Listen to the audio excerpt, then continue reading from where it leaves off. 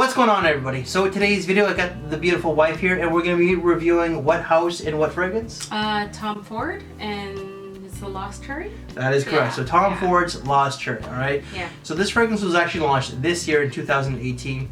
The classification, I would probably have to say it's a gourmand, but I'm not too sure as it wasn't listed. Yeah. Because I only have a decant. Let's see a picture as to what the bottle looks like, and then let's get this started.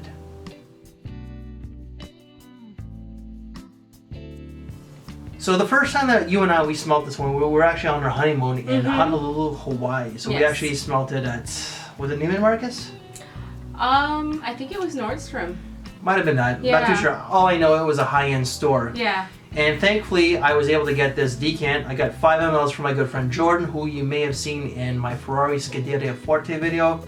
So I'm going to see if I can attach Jordan's link down below. So if you're from Canada, he does do decants. So the notes of this fragrance, there is a lot of notes, and I will breeze through it, alright? So please forgive me. Top notes are sour cherries, liquor, and bitter almond, with the mid being sour cherries once again. So that may be an error on Fragrantica, not exactly sure. Turkish rose and something called jasmine, sambac, and plum, and the base is Peru blossom, tonka bean, sandalwood, vetiver, cedar, benzoin, cinnamon, cloves, patchouli, and vanilla. Like, that's a lot of freaking notes. Like, I tell you. What notes do you get out of Tom Ford Lost Cherry, though? Well, definitely cherries. Yeah, that's the most prominent one. Oh, it smells like dessert. It's I feel like I can even taste the cherries. Yeah, it was a really good fragrance. Cherry, you know the cherries that they use for cakes, that they dunk it in that syrup. Yeah. I forget, or they use it in drinks. It starts with an M, and I forget the name of it. Whatever. You know what I'm talking about? Yeah. And we use it for baking and whatnot. They're like candied cherries almost. That's what it smells like. No, I get it. No, it has that sweet type, like sweet type of cherries. It's like really delicious, juicy type of cherries. Like, do you get any of the notes though that I listed? Probably the rose. Yeah, I think there's a slight rose there. I get the rose. Like for me, I get liquor. I do get a little bit of a boozy feel along with almonds and a woody base. Yeah. So it's mostly, for the most part, cherries and booze. Yeah. That's it. With almonds, of course. But the other notes I don't really get, except for a little bit of the woods at the bottom. I don't get sandalwood. The cherries for me is pretty much from top to bottom. Yes. So it lasts pretty much from opening to the end. Same here. Occasions, what would you wear this one for? Or what would you suggest it's used for? Valentine's Day. Okay. It's just I feel like Valentine's Day is about candy and anything red, and not because it's called Lost Cherry. It makes me think of things that are sweet and dirty. Yeah, so things that are, sweet or red, or I don't know. It draws me to that occasion. Okay. Yeah. Right. I find that this is more of a night out type of fragrance. Night out, semi-formal. It is unisex, so if it's a woman, I think it's pretty much daily, pretty much for any occasion. But man-wise, probably more of a night out and semi-formal. I wouldn't wear this to work. I think I would want to wear it more nights out with my friends kind of thing. All right. So seasons, what would you say? Say fall and spring. I don't think it'll work in the winter. Okay. Maybe even summer. I think it would be a little bit too cloying for the summertime. Really? For me, fall and winter, and maybe the transition from winter to spring when it's still cool though. Makes sense. Yeah, I can see that. I agree. Longevity was 9 to 10 hours on me. Projection was mild. Longevity on you said was really not all that good. So. No, I mean, I sprayed a generous amount. That she did. In the morning. I mean, Chad wanted to stop and, a little bit. And we sprayed it on you yesterday, and we went out to my sister's, and I think after 4 hours it was pretty much gone. I think so. You tend to forget that you're wearing it, right? But I did smell your arm yesterday, and even after 4 hours, I was like, babe, it's kind of gone. Yeah.